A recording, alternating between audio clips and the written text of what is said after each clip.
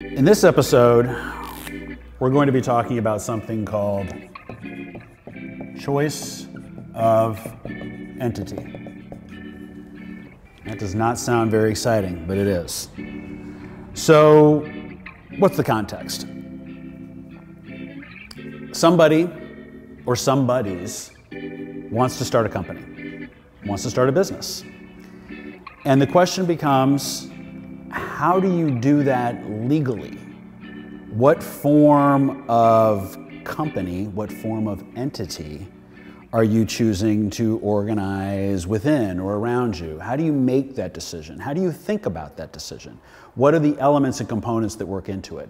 And like most things in life, there's a current legal context, but there's also a historic context. There are legacy issues here that when you understand them and you see how they fit together, really helps to elucidate and illuminate these particular issues and help you get through the morass and through the swamp and get to the choice that you want. So in its most basic form, you can form a company this way.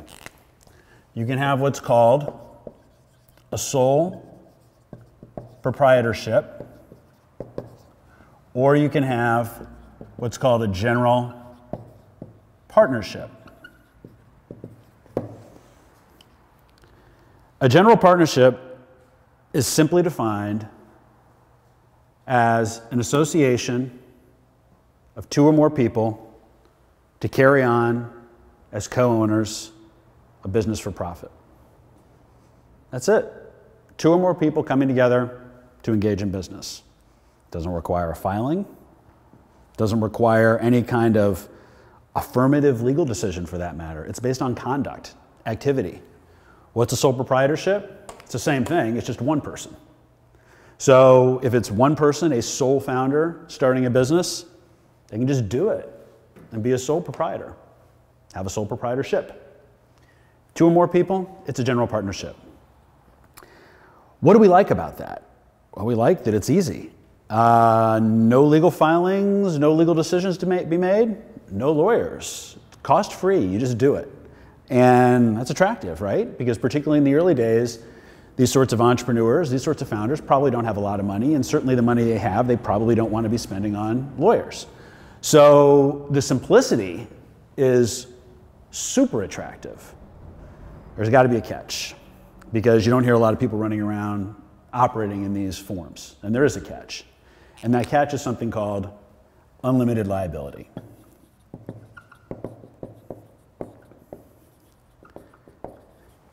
What's the related concept to unlimited liability?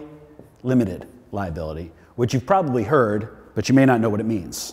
So let's unpack this a little bit. We have here in the center our business.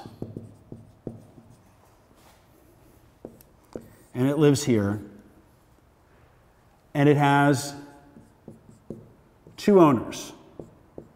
So right off the bat, we know we're not dealing with a sole proprietorship. We're dealing with a general partnership. And this owner is pretty poor. She has $1,000 to her name with all of her assets. So it goes. This founder, this owner, pretty wealthy. $1 million to her name.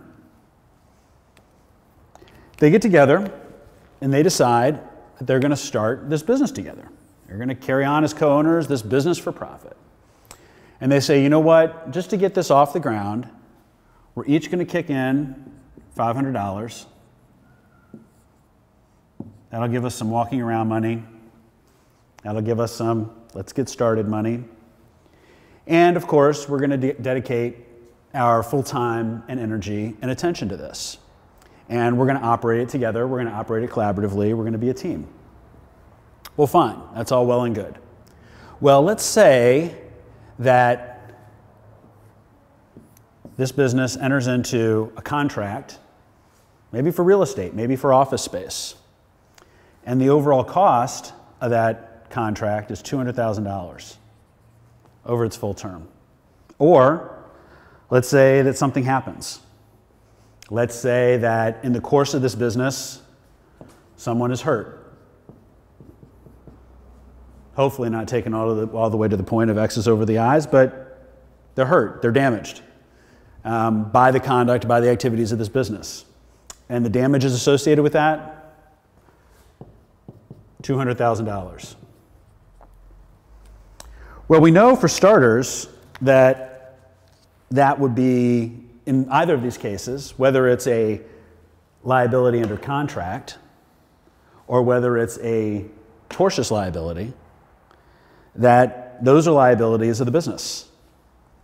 So this person or this person's estate or representatives will look to the assets of the business. This landlord or whomever else is standing behind this contract on the other side of this contract will look to the assets of the business.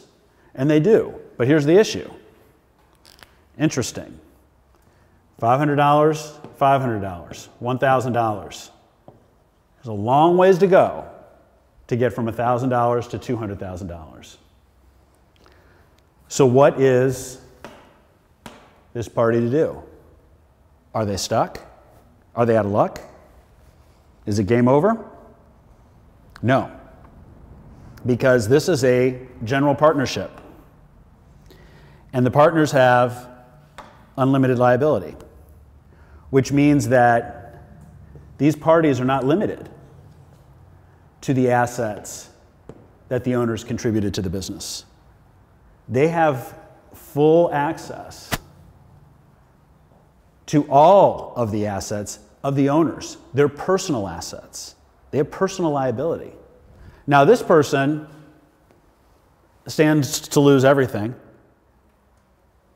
likely, but it's only $1,000. Now, quick, start over. This is the person that's going to get dinged the hardest. Clearly, that's the individual that's going to be targeted by these parties because this person has got real assets. The business doesn't, and this party doesn't, but this person does. And it's going to be ugly. There will likely be countersuits. There will likely be counteractions. And by the way, what if it was this person who caused that harm? Or what if it was this person who entered into that agreement? Doesn't matter. This person's still on the hook. In other words, when you enter into a general partnership, or if you're doing it alone, when you're a sole proprietorship, you're exposing all of your assets to the creditors of the business. You have unlimited liability. That seems like a bad thing. And certainly, as this example would demonstrate, it makes a pretty good case for why it's a bad thing. Now, for most of the history of commercial activities in England and in the United States, businesses were organized as general partnerships.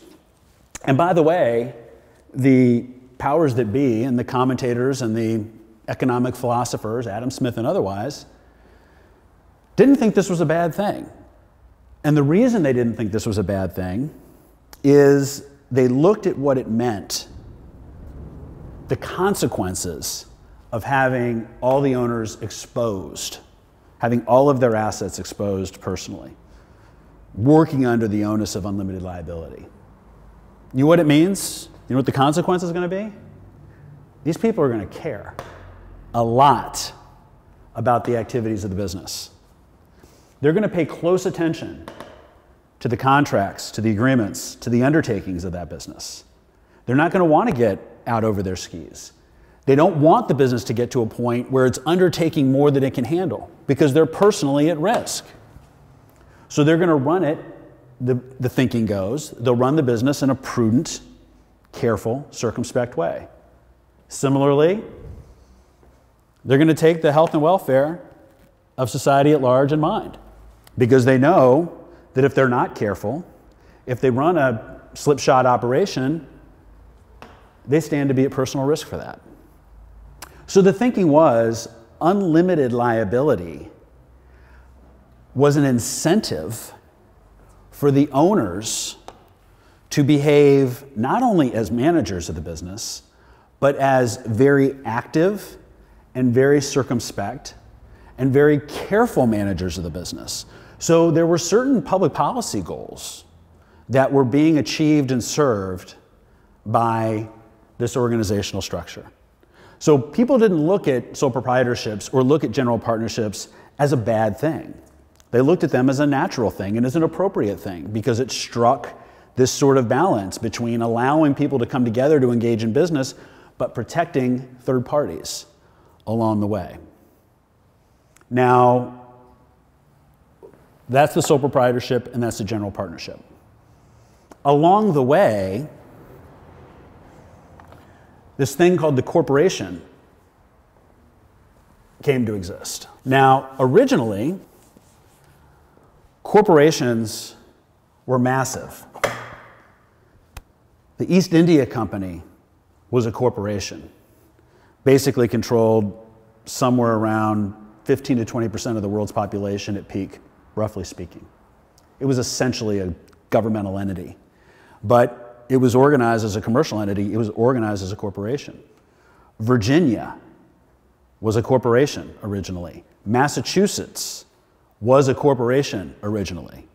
So, you know, if you want to say that America has always been about that money, it has been. People like to think about America being settled by pilgrims, sort of. America was settled by corporations. And corporations were massive organizational structures that had a specific purpose that they were required to articulate. And in England, they had to be approved by the king or queen. And in the United States, they moved over, they actually had to be created under law, the way you would think a legislature working. So you would petition to organize as a corporation, and you would have to pass through the state legislature, and then the governor would need to sign off on it, just as if you were passing a law. That's a lot of trouble to go to create a corporation. As a consequence, corporations tended to be massive. They tended to be huge. They tended to be organized for a specific purpose, but it was a big purpose, like Virginia. But what corporations provided, we have our box with the business inside of it, and we have our owners, but you know what? We have more than 2 owners. We probably have 1,000 owners, 2,000 owners, 100,000 owners, and they enjoy limited liability. Well, what does that mean? Well, that means this. If to acquire an ownership interest in the corporation, each person had to invest $500, their liability is limited to that investment. So they could lose it all. This $500 and this $500 is an asset now of the corporation. And if someone is harmed, damaged, or if there's a contract that needs to be fulfilled, these parties can certainly go after the business, go after the corporation, go after its assets. But their avenue for recovery is limited to below this line. That's a firewall. And whether this person is worth $1,000 or worth $1 million, outside of these investments, this is safe. It's not at risk. Their liability is limited.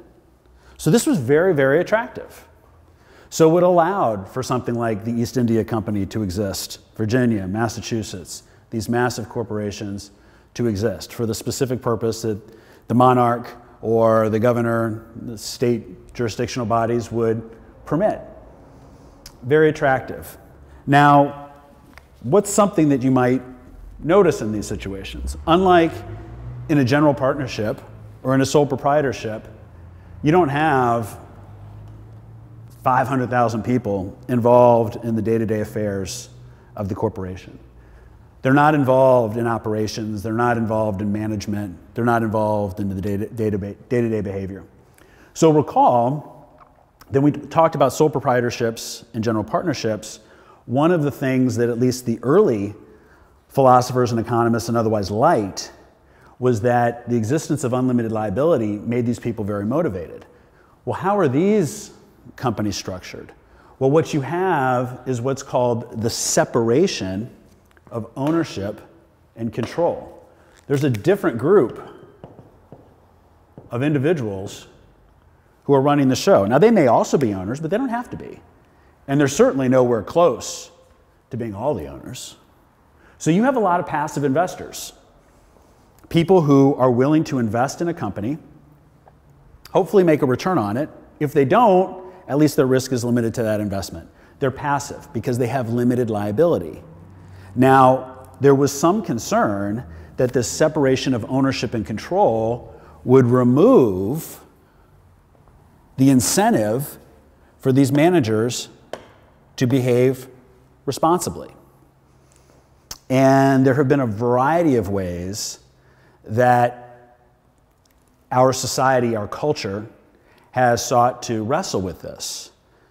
Ultimately, what came to be hit upon as the best solution, something called fiduciary duties. So in a corporation, you have three basic cohorts. You have stockholders, who are the owners, your investors. They elect directors. This is your board of directors. And your directors, in turn, elect your officers. Now, your officers run the day-to-day. That's your chief executive officer, your chief financial officer, your chief operating officer, VPs, SVPs, EVPs, on and on and on and on. But they report to and are elected by the directors. The directors are charged with managing and overseeing the affairs of the corporation. The buck stops with them. These directors, in this managerial capacity, owe fiduciary duties to the corporation and its stockholders, which means they are legally obligated to act in the best interests of the corporation and its stockholders. And specifically, there are two fiduciary duties. There's the duty of loyalty, which says that they need to act without conflict, so that it is an exclusive obligation, and they're thinking solely in the best interests of the corporation and its stockholders. The other is the duty of care, which just means they need to provide a certain level of responsible oversight, of responsible conduct. To really boil it down, what it's become to be realized and understood in modern times, it's a standard of gross negligence that's applied to it. But still, nevertheless, the expectation is that they are engaged in some sort of active way.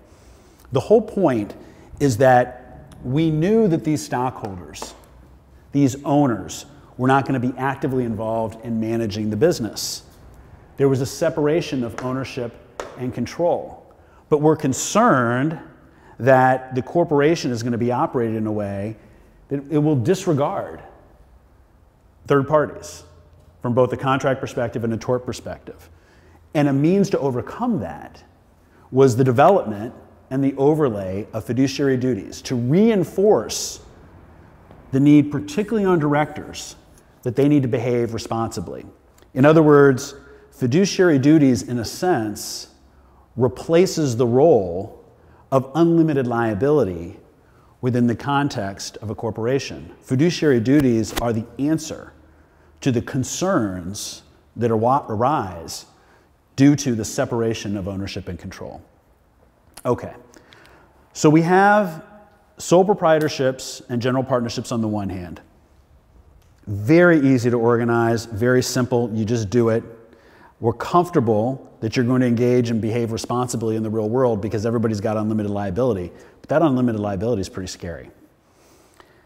On the other hand, you have massive corporations that require tremendous effort and a lot of infrastructure to build, get approved, implement, activate. There's this notion of the separation of ownership control, lots of passive investors. who enjoy limited liability, but there's some concern, oh boy, are the managers really going to pay attention? Well, hopefully they do, and a way we try to reinforce that is through fiduciary duties. But these live at the extremes. You know, you might have a little set of farmers coming together to have a little farm or a little general store or something of that nature. Sole proprietorships, general partnerships, probably works fine. And then on the other hand, you have the Commonwealth of Virginia. Those were your choices. And that was the world for a long time, and that was fine. But what started to happen at the end of the 1700s and early in the 1800s, and then especially as the 1800s progressed, was the Industrial Revolution. And we moved away from an economy that was largely agrarian to an economy that became much more commercially complex. And not only commercially complex, but required the organization of businesses that were capital intensive. So you need to build a factory. You need to build a manufacturing plant. You need to build ships. These aren't as large as Virginia, but they're not as small as a little general store. So how does that impact what we're thinking about here? Well, if we're thinking about general partnerships and sole proprietorships, it's probably not a sole proprietorship because the capital needs of businesses like that are going to exceed the resources of most people. So you're probably talking about a general partnership. But think about that. If this is a business and it's not just a little general store in a small little town, it's a factory. It's going to require capital from lots of people, all of whom have unlimited liability, which means they're either going to be terrified that they're going to lose everything if they're passive, or they're going to be highly incentivized to be active, which we kind of like when there are 2 or 3 or 4 owners. But can you really have 200 active owners? Probably not. It's chaotic. It doesn't work. So the general partnership formulation started to break down as the Industrial Revolution progressed. We needed a form of entity which allowed for passive investors and allowed for passive investors to enjoy limited liability and allowed for these entities to be structured in such a way that you could endow managers, specialists, with operational control over the business. So we needed separation of ownership and control. We needed limited liability. We needed to create something that would facilitate the concentration of capital for these purposes. It was the corporation. We just had to figure out how to simplify it or pull it back from all the infrastructure and architecture that had been required in history up to that point. So during the 1800s, you see a lot of innovations at the state level. You see corporate codes loosening up, liberalizing, saying you don't have to define a purpose. You can act for any corporate purpose. We're going to sort of generalize it. We're going to genericize it. And it also doesn't have to travel all the way through the legislature and be signed by the governor. You just have to file paperwork with the state. Fiduciary duties were further fleshed out in a response to the separation of ownership and control and the way we saw these corporations being organized more and more frequently. And so what happened over the course of the 1800s and into the early 1900s was a lot of activity on the corporate or corporation innovation front in developing and loosening up the boundaries and making corporations more accessible, more available, and more open to business. And it worked. It worked. You saw corporations after corporations after corporations after corporations organized and formed. And they worked really well. And they were a much better choice than general partnerships and really well suited to where the economy was moving and where it was heading. Now, it's obviously not the end of the story. So what happened along the way? Well, we've been talking about corporation law or partnership law in the case of general partnerships. And here you're talking about how these organizations are organized. But there's another body of law which is involved and is an overlay, and it's tax law. And the way tax law developed and came to be over time is that partnerships enjoyed a benefit that corporations did not. So partnerships enjoy something called pass-through taxation.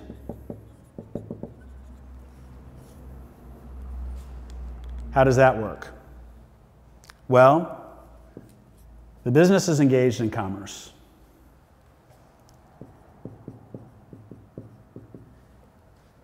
Makes profit. The profit is not taxed at the business level.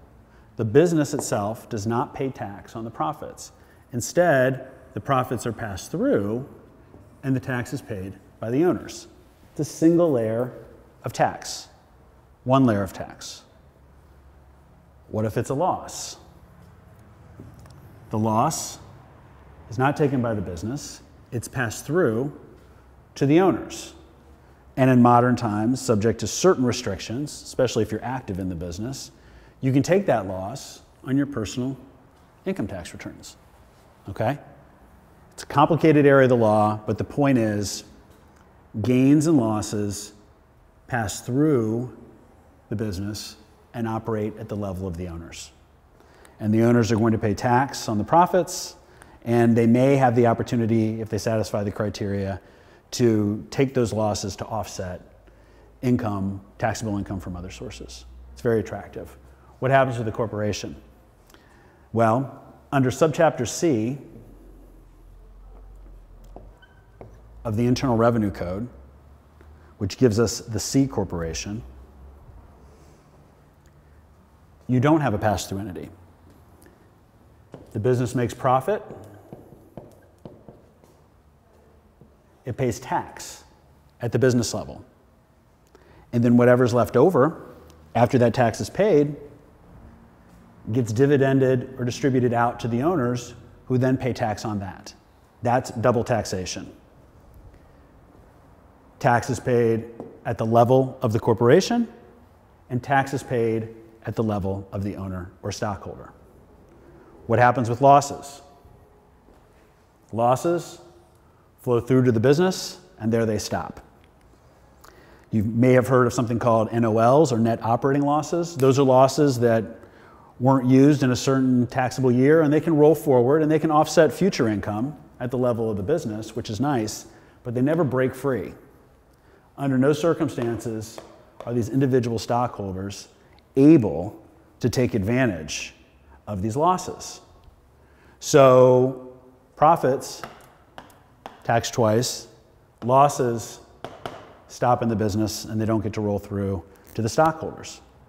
So if you're organizing an entity, you're looking at this situation and you're saying to yourself, I'm in kind of a pickle. On the one hand, I really like the notion of the corporation. I like the idea that I can attract capital from lots of different sources. And I can tell these individuals that they can feel comfortable being passive, that they don't have to be active actors in the business, because they'll enjoy limited liability. And we can hire professional managers. We can run it professionally. They'll be subject to fiduciary duties, of course, but they can do the job. And it works extremely well. It allows us to scale. Much better than a general partnership where the owners are subject to unlimited liability and as a consequence either don't want to invest at all if they're going to be passive because their fortunes are literally at risk through the efforts of others, or they are going to be active and still nervous and concerned that their behavior or that of others could result in unlimited liability and them losing everything. So you would think the corporation would be the way to go, especially with the laws liberalizing. But the tax issue looms large. You think to yourself, well, I want to be a corporation, but this double taxation is a tough nut to swallow.